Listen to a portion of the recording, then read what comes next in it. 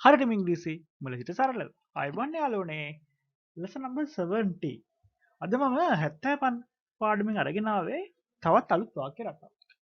මෙතන යාළුවනේ මේ පාවිච්චි කරන වාක්‍ය රටාව තුළින් අපිට පුළුවන් අපි සාමාන්‍ය කියන වාක්‍යයක් තවදුරටත් ලස්සන කරන්න. අලංකාර කරලා ඒ වාක්‍ය ඉදිරිපත් කරන්න අපිට පුළුවන් මෙන්න මේ ආකාර කතා කිරීම ලැන්ග්වේජ් ඉංග්‍රීසි ලැන්ග්වේජ් එක පාවිච්චි කිරීම. ඉතින් ගොඩක් අපිට වැදගත් වෙනවා අපේ ෆ්ලුවෙන්සි එක. අපිට කතා කරන්න පුළුවන් බව, අපේ කොන්ෆිඩන්ස් එක. අපිට කොච්චර දුරට ඉංග්‍රීසි වලින් කතා කරන්න පුළුවන්ද කියන එක වැඩි කරගන්න මෙන්න මේ විදිහට අපිට කතා කරලා වාචි කරන්න පුළුවන්. හොඳයි. මම ඉංග්‍රීසි YouTube නාලිකාවෙන් හරියටම ඉංග්‍රීසි මුල සිට සරලව ඉගෙන ගන්න එකතු වෙන්න මාත් එක්ක. not only but also. only කියලා විතරක් ගත්තොත් යාළුවනේ අපිට තේරෙනවා විතරක්. ඒක විතරක්. යම් දෙයක් පමණක්. ඒක පමණයි. only me මං විතරයි ගෙදර ඉන්නේ. I'm only there. I'm only. only. පමණක් විතරක්. also කියන්නේ ඒ වගේම තව දෙයක් ගැන කියන්නේ. ඒ වගේම මෙතනදී අපි පාවිච්චි කරන not only සමග but also කියන කොටස් දෙකක් තමයි අපි මේ වාක්‍ය රටාවේදී පාවිච්චි කරන්නේ. හරියට අපි මේක කලින් කතා කරපු either or neither no කියන වාක්‍ය රටාව වගේ. අපි not only කියලා කොටසක් පාවිච්චි කරනවා ඊළඟට but also කියලා තවත් වාක්‍ය කොටසක් පාවිච්චි කරනවා. මෙතනදී අපිට අදහස් දෙකක් ඉදිරිපත් කරන්න පුළුවන්. වැදගත් වෙන්නේ යාළුවනේ මෙන්න මේ කියන අදහස් දෙක බොහෝ දුරට සමානයි. මේක විතරක් නෙමෙයි මේකත්. කළු විතරක් නෙමෙයි රතු. ඔන්න වගේ සමානව යන අදහස් දෙකක් තමයි මෙතනදී අපිට කතා කරන්න වෙන්නේ. හොඳයි. අපි උදාහරණයක් විදිහට බලමු. Not only Nimal but also Sunil came to our house. මොකද මෙතන වෙලා තියෙන්නේ? Came to our house. අපේ ගෙදර ආවා. ඒතර කවුද ඇවිල්ලා තියෙන්නේ? Sunil came to our house. අපිට දැන් කියන්න ඕනේ නිමල් විතරක් නෙමෙයි. මෙන්න මෙතනදී නිමල් ඇවිල්ලා තියෙනවා. අපි මෙතනදී emphasize කරලා stress කරලා කියනවා කවුද? සුනිලුත් අපේ ගෙදර ආවා කියලා. කොහොමද අපි ඒකට කියන්නේ? නිමල් පමණක් නෙමෙයි. නිමල් විතරක්ම නෙමෙයි. සුනිලුත් අපේ ගෙදර ආවා. එතකොට අපි කොහොමද ඉංග්‍රීසියෙන් මේක කියන්නේ? Not only Nimal but also Sunil came to our house. Not only Nimal but also Sunil came to our house. මේක යාළුවනේ අපිට සරලවම කියන්න පුළුවන්. Nimal and Sunil came to our house. Nimal and Sunil came to our house. නමුත් අපි මෙතනදී මේ වගේ අදහසක් අපිට ගන්න පුළුවන්. නිමල් සාමාන්‍යයෙන් එනවා. හැබැයි මේ පාර සුනිලුත් ඒකම වෙලා තියෙනවා.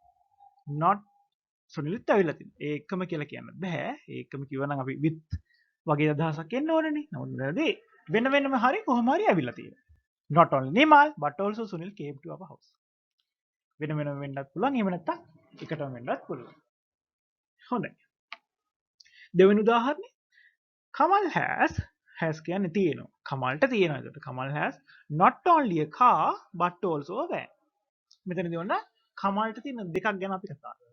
කාර් එකක් පමණක් නෙමෙයි වෑන් එකකුත් තියෙනවා. කාර් එකක් තියෙනවා වෑන් එකකුත් තියෙනවා කියනද අපි කියනවා කාර් එකක් විතරක් නෙමෙයි වෑන් එකකුත් තියෙනවා. අපිට මේ වාක්‍ය සරලව කියන්න පුළුවන් Kamal has a car and a van.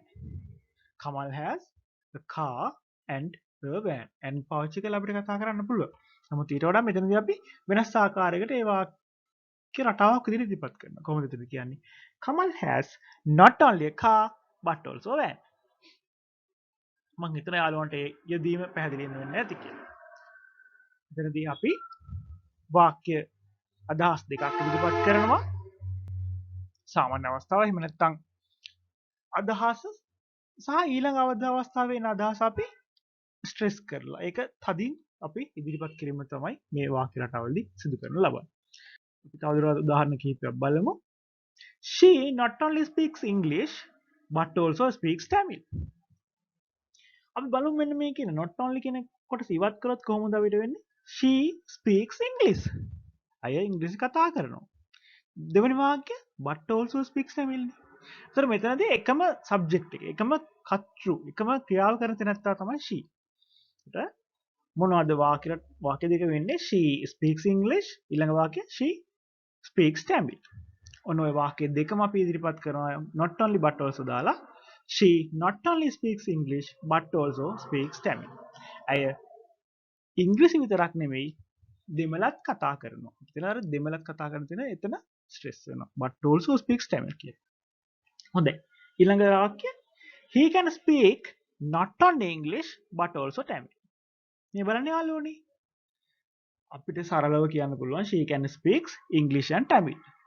එයාට ඉංග්‍රීසි දෙමළයි කතා කරන්න පුළුවන්. ඔහුට ඉංග්‍රීසි සහ දෙමළ කතා කරන්න පුළුවන්. නමුත් අපි මෙතනදී වාක්‍ය ඉදිරිපත් කරලා තියෙනවා not only but also යවදාගෙන he can speak not only English but also Tamil කියලා. ඔහුට ඉංග්‍රීසි විතරක් නොමේ දෙමළත් කතා කරන්න පුළුවන්. අපි ඊළඟ වාක්‍යය ගමු. I eat not only rice but also bread. මම බත් විතරක් නෙමෙයි පානුත් කනවා. I eat not only rice but also bread. මේක විතරක් නෙමෙයි මේක. ඊළඟට වාක්‍ය බලන්න. Nimali not only cooks rice but also makes cakes. Nimali බත් උයනවා පමණක් නොවේ. නේද?